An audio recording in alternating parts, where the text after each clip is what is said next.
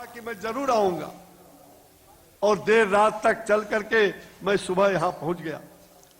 मुझे गौरव है, मुझे नाज है अपनी पार्टी पर, अपने नेता पर, जिन्होंने इस अश्विनी चौबे को भी 2013 के उस झंझावत से, जहां श्री केदारनाथ की धरती पर मैं सपरिवार गया था, आधे लोग हमारे बह गए, मैं भी कई बार बहते डूबते बचा, और उसको अगर फिर से जन्म भगवान केदारनाथ जी के कृपा से हुई, कुलदेवी की कृपा से हुई, तो पूरे परिवार को वहां से सकुशल धरती पर लाने का काम, हमारे घर पर लाने का काम आज के प्रधानमंत्री और उस समय के मुख्यमंत्री श्री नरेंद्र भाई मोदी जी ने हमारी सुध ली थी। और उनके सुध लेने के बाद मैं किसी तरह बिहार पहुंच पाया था।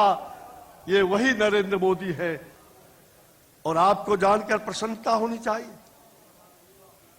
लोग कहते हैं पंडित पुरोहित पुजारी की बात,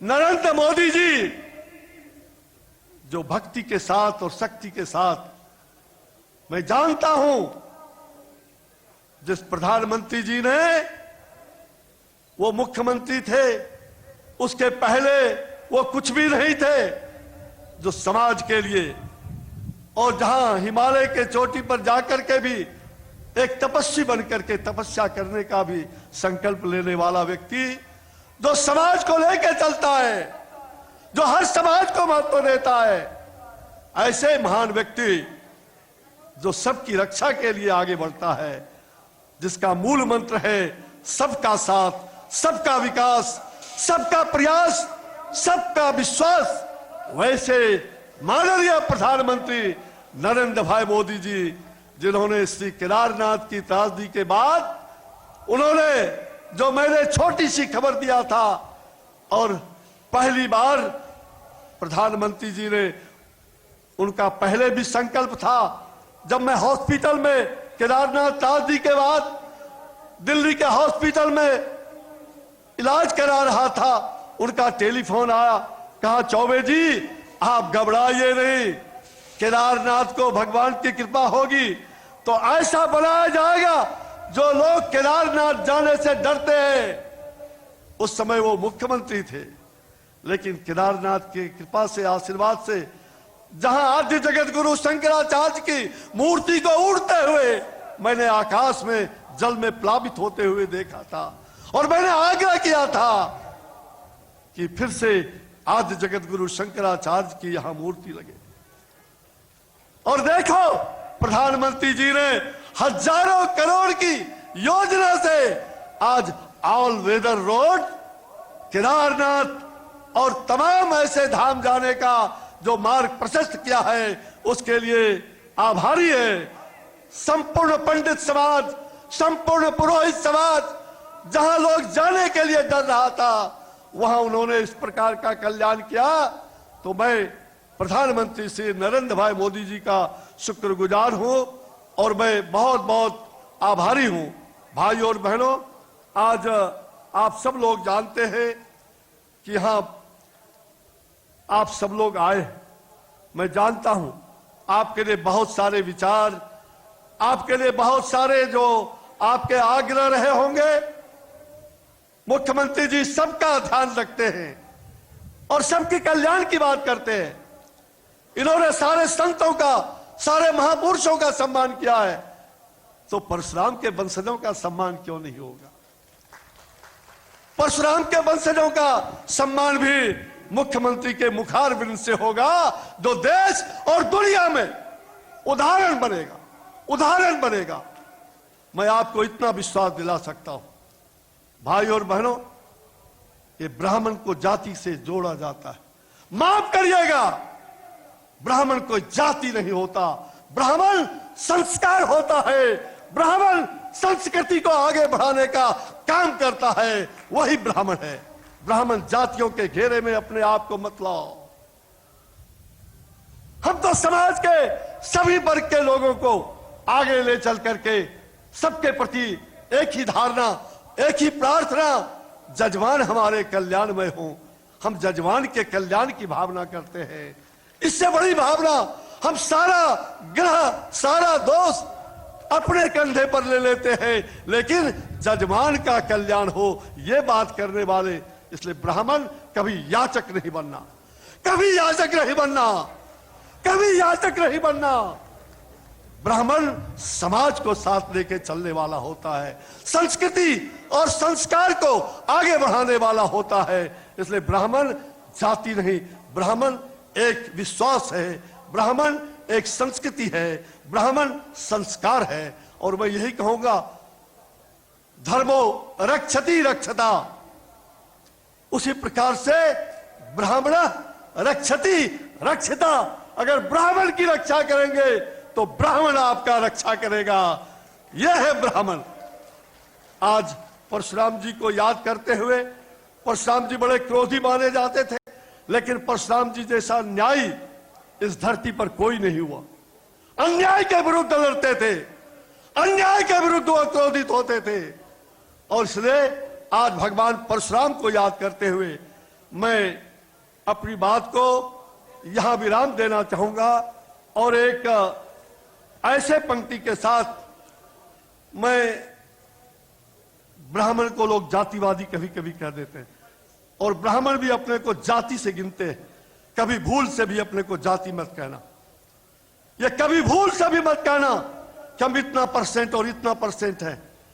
ब्राह्मण सबसे ज्यादा, ब्राह्मण को देवता कहते हैं, ब्राह्मण देवता कह के प्रणाम करते हैं। आप जाति नहीं, आप तो देवतुल्य हो।